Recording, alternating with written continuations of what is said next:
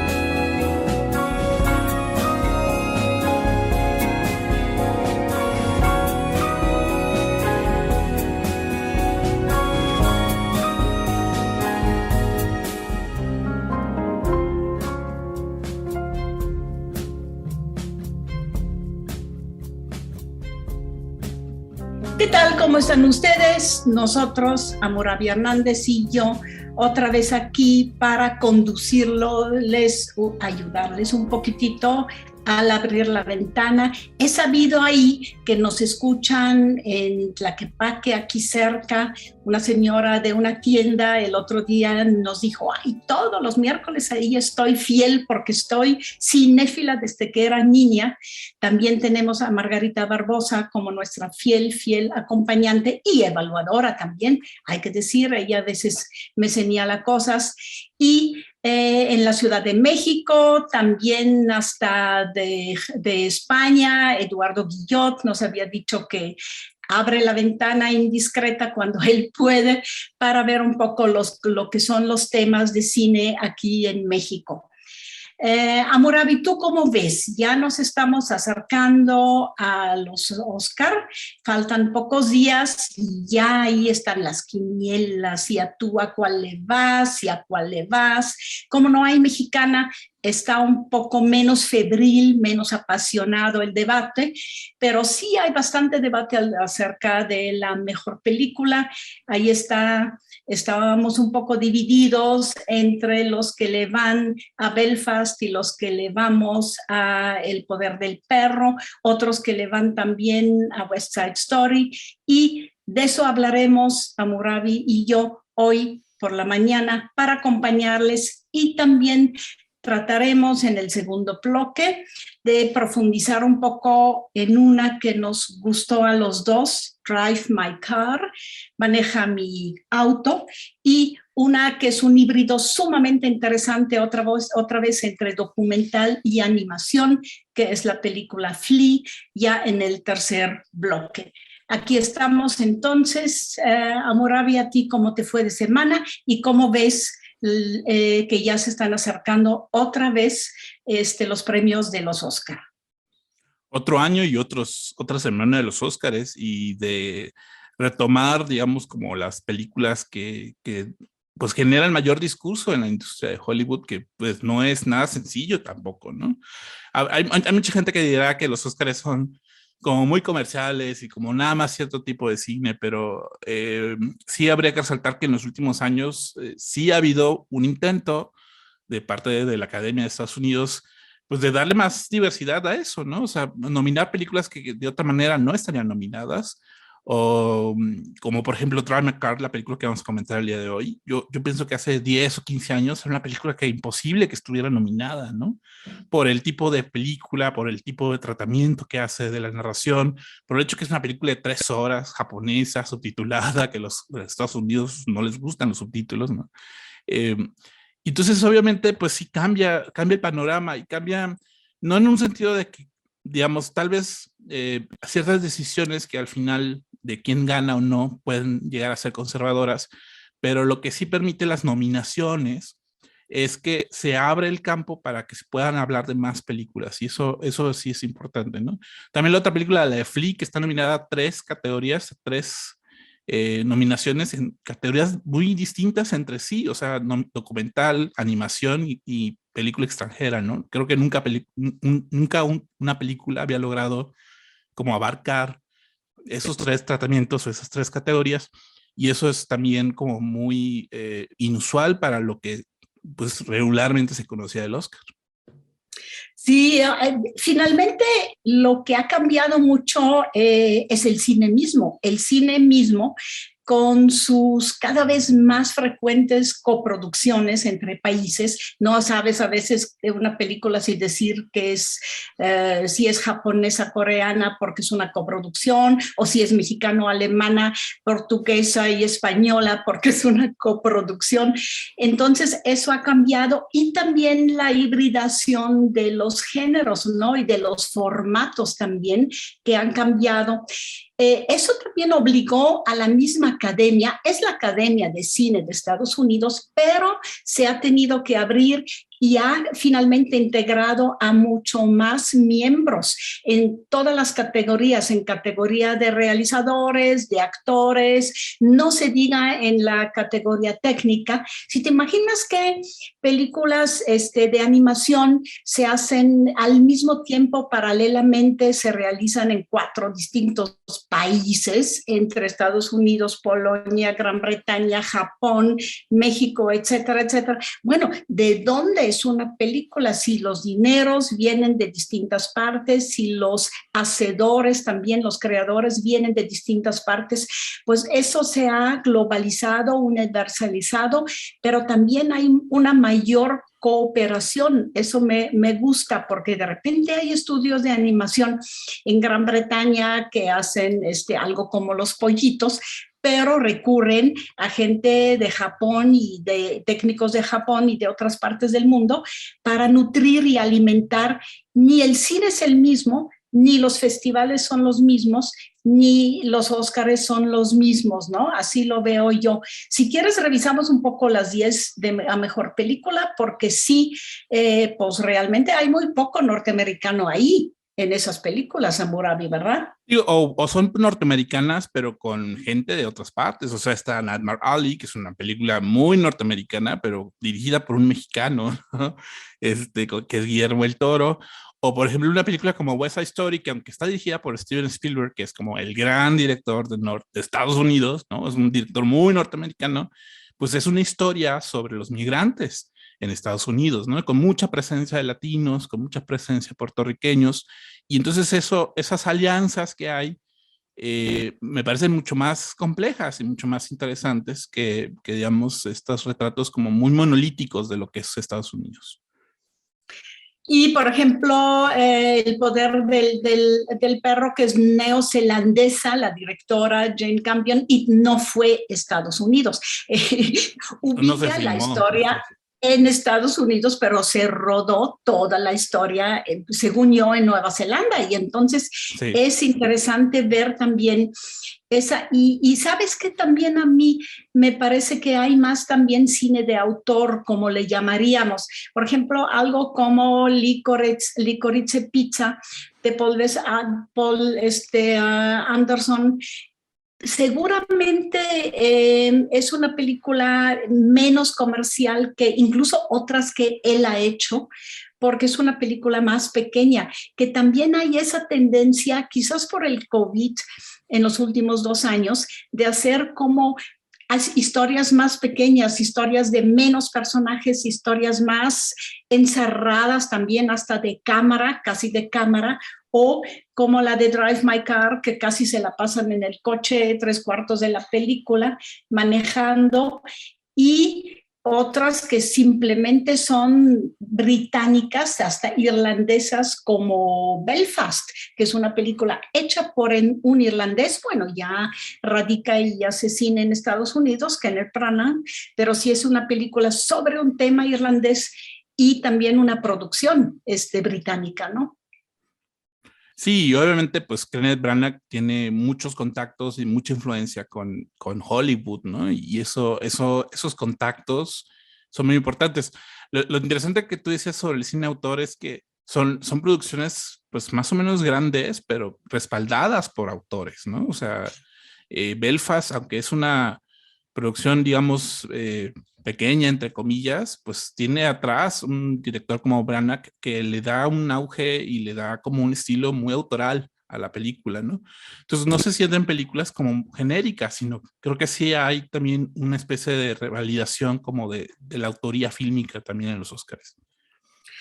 Y también en cuanto a lo de internacional, a mí me gusta que ya no digan a la sección, que ya no le llamen en otros idiomas, porque si sería en otros idiomas, algo como Drive My Car, que es coreano, japonés, inglés y lenguaje de señas, no estaría ahí, ¿no? Por ejemplo. Entonces, le llaman ya una sección que es internacional, que haya una Noruega, por ejemplo, es muy interesante, y que una como Drive My Car, por ejemplo, esté en mejor película y en mejor película internacional, lo que le pasó a Roma, ¿no? También. Justo si te parece, vamos a subirnos a un auto y vamos a conducir en Japón y en Corea con una pieza de Drive My Car, Aiko Ishiba, para la película Drive My Car. Vamos a escucharla y ya pasaremos al segundo bloque.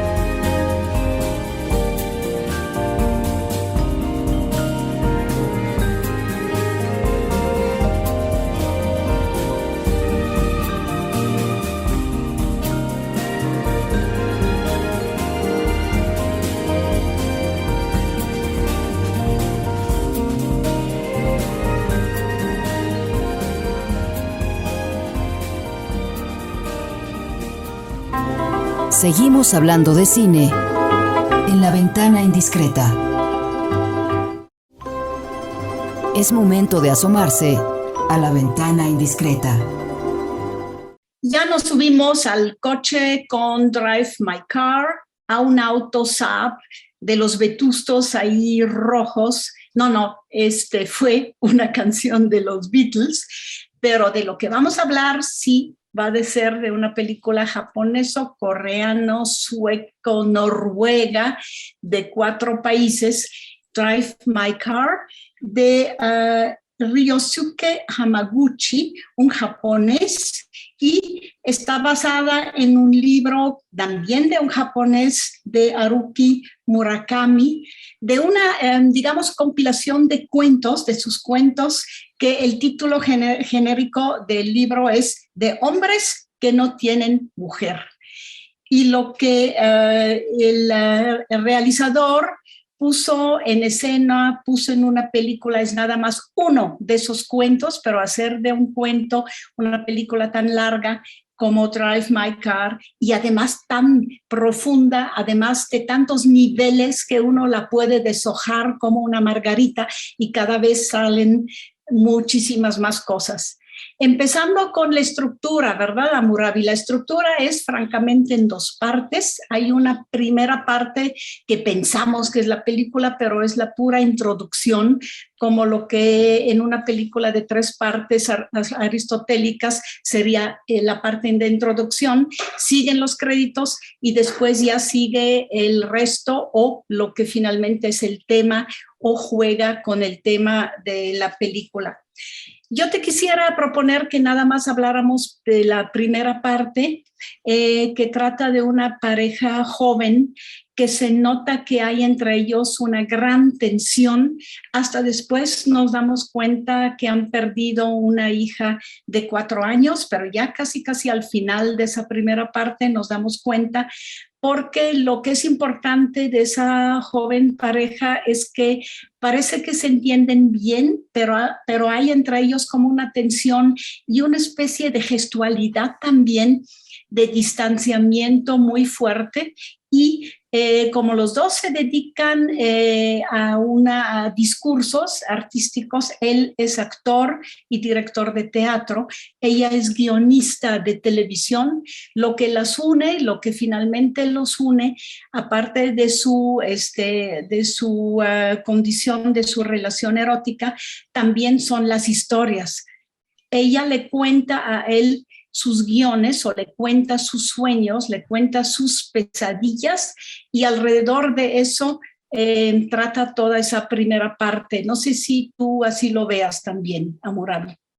Sí, como una especie de dupla creativa, ¿no? En donde entre ¿Sí? ellos están tanteando y están probando la eficacia de las historias que ellos inventan y que ellos crean a partir también de, pues, un montón de sueños y pesadillas que tienen compartidos. Ryosuke Hamaguchi, pues acá en México casi no lo conocemos, por todo decir que no lo habíamos conocido antes. Tenía 2 películas, una Happy Hour, una película de 5 horas, y luego Asako 1 y 2, que es muy interesante esa idea de dupla y de duplicidad de historias. Y finalmente llega a México una película que de otra manera, que si no estuviera nominada al Oscar no hubiera llegado a México, que es Drive My Car. Y como lo que entiendo es que le interesa mucho a él el poder de la ficción y el poder de la narración, y se nota mucho en esta película, no más que además, bueno, de los, digamos, de los temas del duelo y de la tensión que hay entre los personajes. Para ellos, para el director es muy importante cómo se despliega la narrativa en la película y cómo eso le permite a él una reflexión sobre cómo nos contamos historias a nosotros mismos, ¿no? Eh, Esta primera parte, que son 40 minutos, es bien importante para toda la película. O sea, es como, presten mucha atención a todo lo que pasa ahí, porque lo que me entrega es cómo eso detona un montón de cosas en los personajes más adelante. Y lo interesante es cómo de pronto la memoria y los recuerdos y el duelo y el dolor que hay en esa relación aparece más adelante, pero sin flashbacks, sin ningún tipo como de red de seguridad, sino es todo está en esa primera parte. Entonces, por eso es importante cómo van cayendo todas las piezas de la narrativa a partir de ese prólogo de 40 minutos, ¿no? Fíjate, Hammurabi, que a mí me parece que en esa primera parte que muestra simplemente, pues yo diría la vida diaria, cotidiana de esa pareja, su relación, también hay algo que es sumamente importante, que aparte de la atracción que hay entre ellos y el entendimiento, pero también el distanciamiento que se nota fuerte, lo importante es que los une la palabra, el hablar.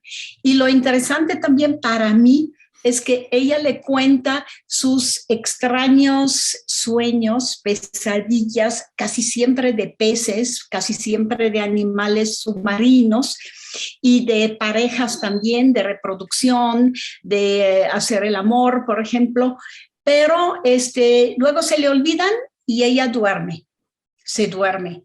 Y él al otro día le tiene que escribir o volver a narrar las historias, porque finalmente son las historias de sus guiones.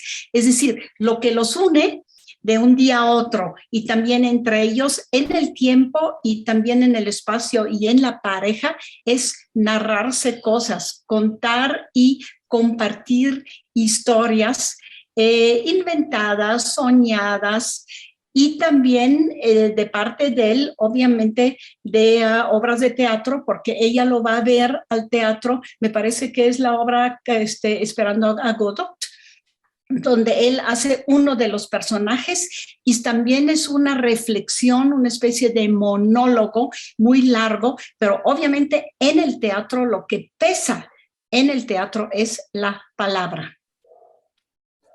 Que esos elementos oníricos que tiene la película y la historia, pues son muy de la narrativa de Murakami, de la literatura japonesa y de sus novelas.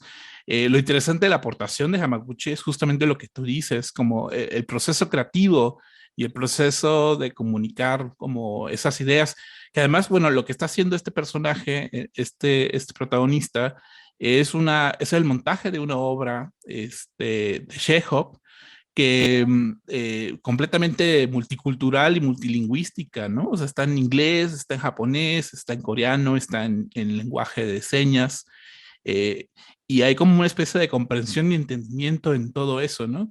Y luego además, pues la idea de los viajes en el carro que se aparecen en la película, pues también se presta mucho a la conversación y se presta mucho como a la revelación de los secretos y de las pasiones guardadas, de un montón de cosas guardadas que tienen los personajes a partir meramente del diálogo y de la palabra.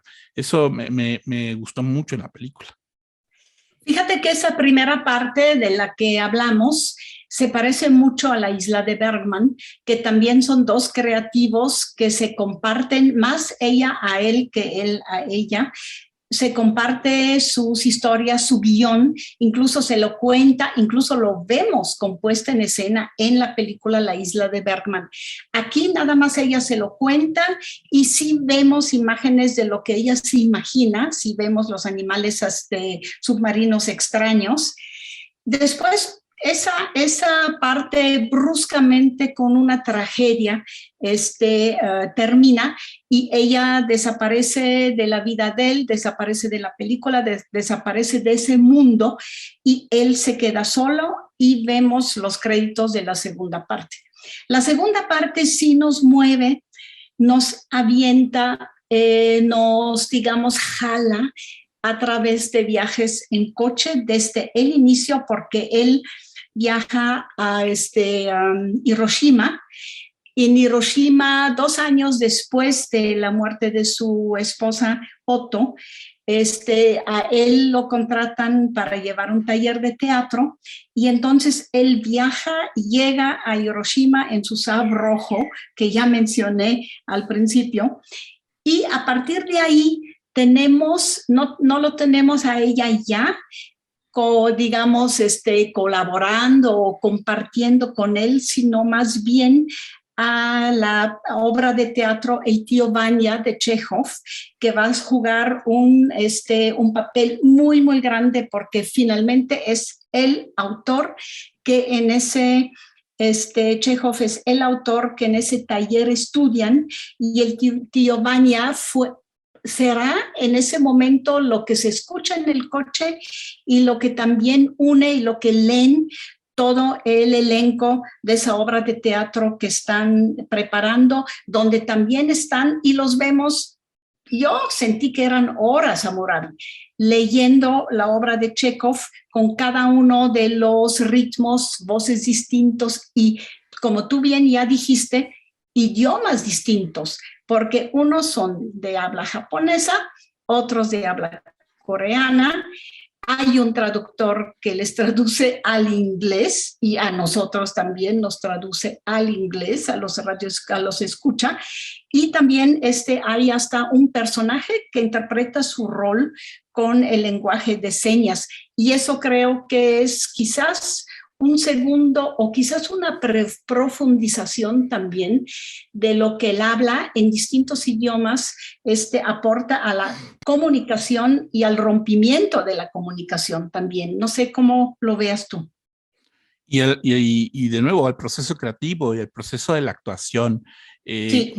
Como que la idea de la actuación en teatro es muy distinta al cine, como que hay una idea de que la actuación es ser natural y ser espontáneo y cosas por el estilo, pero en teatro la actuación es distinto, tiene técnicas, ¿no? Y es mucho más complejo, sobre todo por el tema, digamos, pues de la repetición que implica a veces representar una obra muchas veces, ¿no? Entonces, algo que es muy común con los actores es la idea de repetir los diálogos una y otra vez hasta que se vuelva común y se vuelva o sea, que lo termines integrado como a tu cuerpo y a tu mente, ¿no? El diálogo. Y ahí dice en un momento en la película, ¿no? En el momento en donde ya te lo aprendes por completo, es cuando ahora sí ya aparece la actuación, es cuando ahora sí aparecen los detalles que le dan espontaneidad y soltura a esa actuación, ¿no? Entonces, entiendo que Hamaguchi, bueno, estaba leyendo unas entrevistas de él. Él tiene ese mismo estilo de preparación con los actores, le gusta que sus actores hagan eso también, que repitan los diálogos una y otra vez y una y otra vez y hacer lecturas en voz alta, en grupo, de toda la obra y de todo lo que construyó el libreto, por así decirlo. Y es muy interesante verlo en escena, en la pantalla, ¿no? Esos procesos de preparación para mí son muy importantes. Me gusta además, como tú dices, le da un sentido nuevo a la palabra, ¿no? Requiere además una confianza enorme en el texto. Eso a veces no pasa con otros actores que tienden como a tergiversar los textos y como a querer integrar otras cosas al texto. Y aquí dice, no, hay que darle ese respeto al libreto y al texto. Y es muy interesante ver cómo no sé si tú sentiste que es un proceso, es que yo lo sentí que es un proceso muy antioccidental, o sea, muy contrario a lo que aquí estamos acostumbrados, en donde se presta más como a lo caótico y a lo espontáneo. Y aquí esta cultura como más, digamos, más oriental, más japonesa, en donde hay una especie de refinamiento de una obra, y a partir de ahí es cuando ahora sí sale lo creativo y lo artístico y lo nuevo, etcétera, ¿no? Entonces eso a mí me intrigó mucho de la película. Sí, el mismo, fíjate, el que es el director del taller, nuestro protagonista, Yusuke Kafuku, insiste en que ese es el método, ¿no? Hay una pequeña, casi revuelta ahí entre los actores. ¿Por qué no nos pone a movernos? Porque es solo la palabra, y él dice, no, es que la palabra es todo, la palabra es ritmo, es música, es el contenido, es la comunicación, hay que escuchar la palabra. Y por el otro lado, ahí empieza otro tema más y otra acción más, que es la relación de Yukusuke con su chofer, que es una joven pues un poco viril, con su cachucha y con sus botas, Misaki, que sabe escuchar. Se pasa horas en el coche escuchando los cassettes, son bastante retro, esos cassettes que él pone con los argumentos del tío Baña, leídos por su esposa, y él también cita de la obra, y ella escucha, incluso es algo que escuchamos nosotros durante todos los viajes por autopistas, viaductos, a islas, en túneles, y es como si eso se convirtiera en su vida, ¿no? El estar sobre un coche moviéndose hacia adelante, y en ese mover e ir también se hace una amistad alrededor de escuchar juntos un texto y de también abrirse ya en otra secuencia frente al otro. No sé si tú así también la viste, y finalmente el clímax es aprenden a abrirse frente al otro y asumir su culpa y asumir sus hechos del pasado. ¿Así lo ves? Y también creo que la pieza musical que nos vas a anunciar también habla de eso. ¿Cómo ves? Sí, asumir el duelo finalmente, pero el duelo a partir de una repetición constante de un montón de palabras y de un montón de recordar constantemente, como regresar a ciertos hechos que aparecen en la primera parte de la película. Pero digo, es muy importante porque no hay flashbacks, no hay, te pongo aquí un pequeños segundos de lo que pasó al principio de la película para que recuerdes eso. No, la memoria del espectador tiene que detonarse a partir de lo que aparece en escena, y eso es muy importante, la atención que tiene el espectador a las palabras. Y yo creo que se justifica mucho que la película dure 3 horas justamente para eso, o sea, para que haya digamos, el espectador también se siente a escuchar lo que está entendiendo en esa historia, ¿no? Y eso me parece que es muy importante en la película. ¿Cerramos entonces el bloque? También con algo que dice, viviremos días largos y noches largas.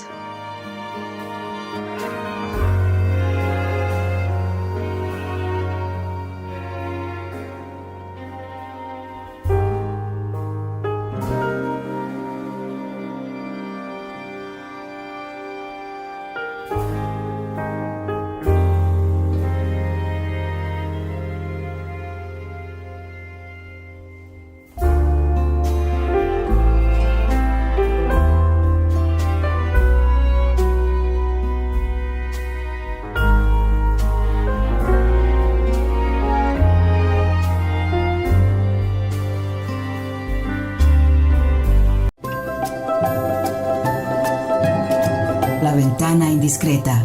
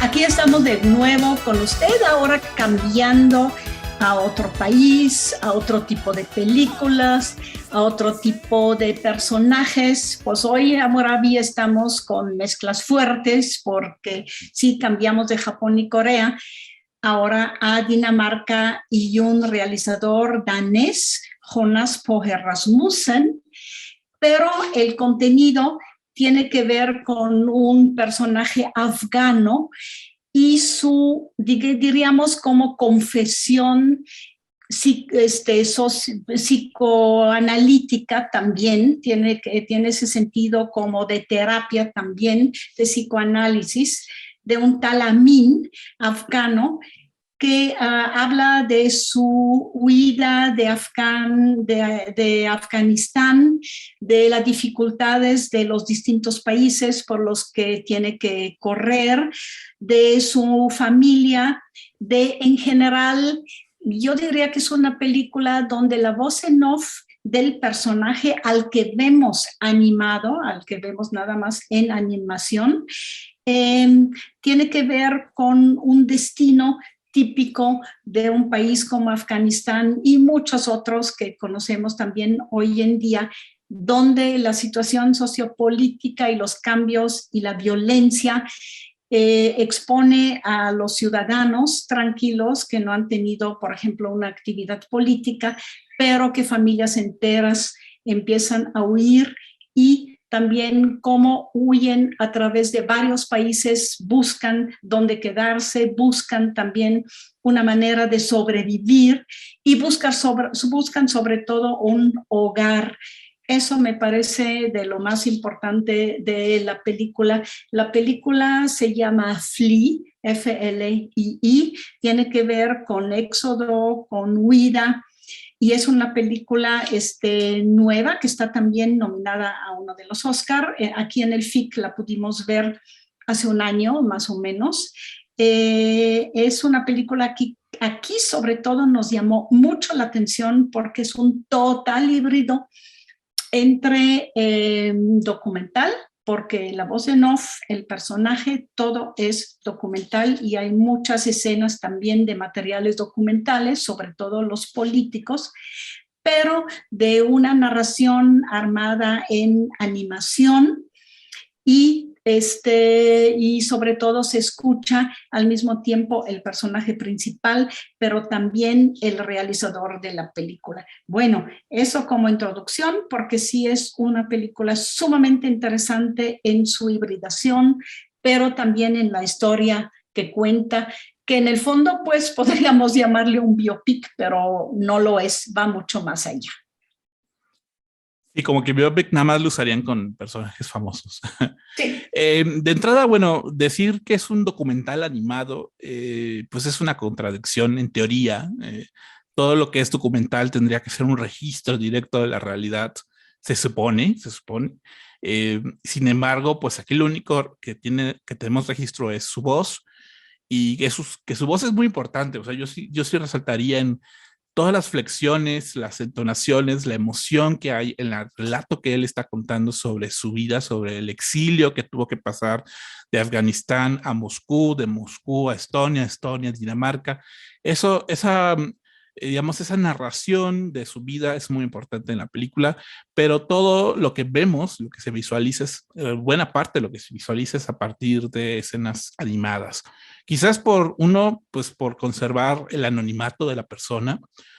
Nosotros sabemos que se llama Min, podemos suponer que se llama en realidad de otra manera, que es otra persona, y que lo que nos está contando es, digamos, algo que podría poner en riesgo también su integridad y su condición de ciudadano europeo, por así decirlo.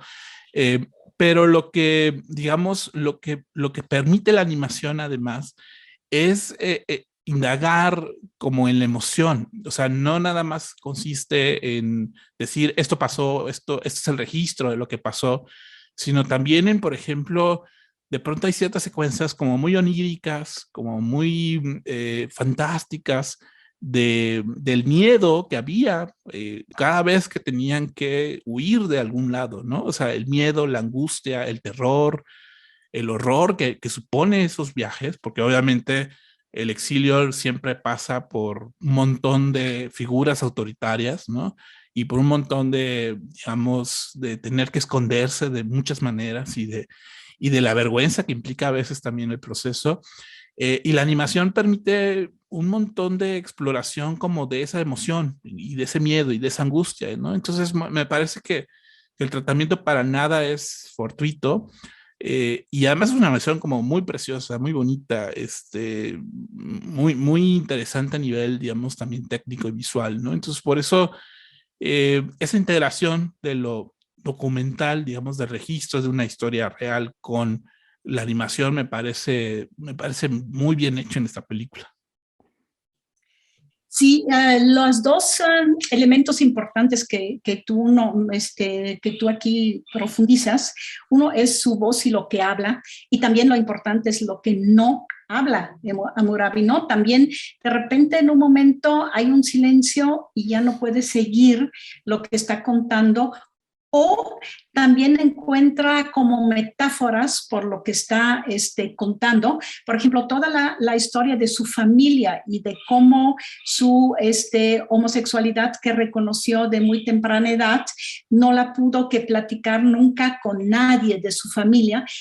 Eso se dice en media palabra, eso ni se hace, ni lo dice, ni lo obvia, sino que lo empezamos a entender nosotros de las cosas que no hice y no dice y no nombra, ¿no? Por ejemplo. Después hay una escena que también me dice que fue muy importante que él se abriera con el realizador. Leí de Jonas Poher que se conocieron el joven Amin y él ya en Dinamarca, en la escuela creo, tenían amistad, pero después se volvieron a encontrar más adelante, él ya como cineasta, realizador, que le dijo, oye, a mí me interesaría hacer un documental sobre lo que te ha pasado a ti desde jovencito y a tu familia en la vida, y que Amin, el personaje, que seguramente se llama de otra manera, le dijo, no estoy preparado todavía, tengo que darme tiempo para asumir yo quién soy, encontrar incluso en la vida y en el mundo un lugar y con quién vivir para poder abrirme contigo. Ese momento a mí me emocionó muchísimo, porque hasta que dijo, aquí estoy listo, ya sé dónde voy a vivir, ya sé con quién voy a vivir y con quién voy a pasar mi vida, y ahora sí podemos hacer el diálogo.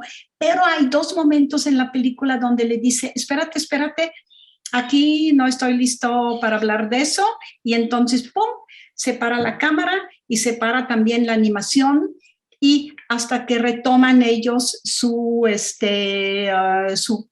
digamos, su diálogo. Porque si es un diálogo, también escuchamos la voz del realizador, que me gusta mucho porque no es una voz en off así en frío, sino siempre hay entre ellos también un intercambio de ideas. Eso me parece muy, muy interesante. Y luego también que abordemos a Hammurabi las distintas maneras de animación, porque cuando él está a cuadro, hay una animación de él de mucho color, los personajes ahí presentes, y de repente cuando hay momentos dramáticos, la animación se vuelve como si fueran fantasmas moviéndose en la pantalla, muy expresiva, pero muy experimental también, que rompe totalmente con esa animación 2K sencilla, donde ves a los personajes en pantalla. Ese cambio de estilos y de ritmos de animación me parecen sumamente importantes en la película. Sí, dejan de ser figurativas, ¿no? Sí. Ahora son más abstractas y son más vinculadas como pues como a lo que él está sintiendo y como lo que él está evocando también, ¿no? O sea, las emociones que él está evocando a partir de su relato. Me gustó como todos los detalles que tiene, ¿no? También es una película muy vívida. El retrato que hace de Afganistán, de Kabul en particular, me parece muy inusual, pues, para mucha del cine de hoy. Que aparezca esta canción de Take On Me de Aja mientras vemos cómo era Afganistán. en los años 80, con los estudiantes y con la vida cotidiana del lugar y con los vendedores, y mientras él de niño va corriendo, pues es un recuerdo como muy feliz de él, ¿no? Aunque la película cuenta cosas como muy difíciles y horrorosas, de pronto tiene momentos muy felices y de pronto tiene momentos como no de que está contando algo, sino de que finalmente él encuentra momentos como de alegría en cosas muy, muy sencillas. Y esos cambios, digamos, de humor y de tono en la película, que siempre está constantemente cambiando, pues me parece que te atrapa muchísimo. Pensamos obviamente en una película como Vals con Bashir, que también es una recreación con una voz en off del problema Palestina-Israel y la guerra del Líbano. Aquí está menos marcado lo dramático, las guerras y todo eso, sino más bien los sentimientos realmente de alguien que está como perdido en ese mundo, ¿no? Perdido en el mundo donde dependes de traficantes de que te lleven a otro lado, dependes de que la mitad de la familia vive en un lado, otro miembro de la familia en otro, están realmente a través de todo el mundo. Y luego los recuerdos de la niñez, que eso es muy bonito, que se parece mucho a los papalotes en el cielo. ¿Te acuerdas de aquella ironía? Cuando los niños, y él también dice, en el fondo me reconozco como niño, y está con un papalote y está con sus audífonos, con un niño que siempre fue un poco diferente de todos los demás. Esos momentos son muy, muy emocionales y muy bellos en la película. Y evoca también pues como una infancia perdida a mi gusto también la película. O sea, me hizo sentir mucho lo que comenta sobre su hermano, que pasan buena parte de sus años de infancia y adolescencia en el exilio y encerrados y incapaces y temerosos. Entonces, obviamente, pues toda la desconfianza y el temor y la vergüenza que ya sienten de adultos, pues sí es pues por un trauma que además no podían contar, que no podían expresar explícitamente por el miedo de que pudieran como ser pues regresados a su país, ¿no? Entonces eso combinación con de pronto momentos muy felices, o sea, digamos, eso agridulce que tiene la película, a mí me gusta mucho también. Finalmente la revelación pues, de que él es gay y que la familia lo acepta, ¿no?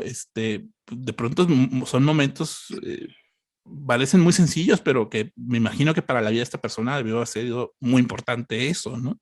Entonces, por eso creo que la película tiene como mucho, pues, peso emocional, ¿no? Sí, en eso dista de Vals con Bashir, que es mucho más sobre la guerra, ¿no? Y sobre momentos así Es más política, muy digamos. importantes y más política en ese sentido, ¿no? También.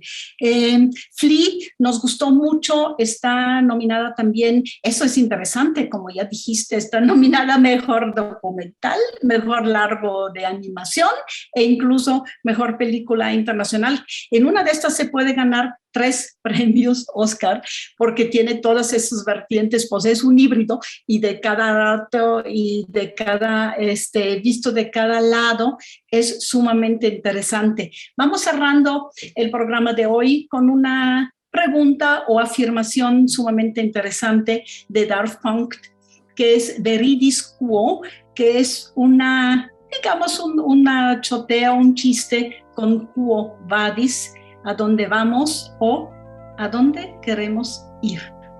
Hasta la semana que entra. Muchísimas gracias por haber estado con nosotros y nos despedimos. Amora Hernández y Annemarie Mayer.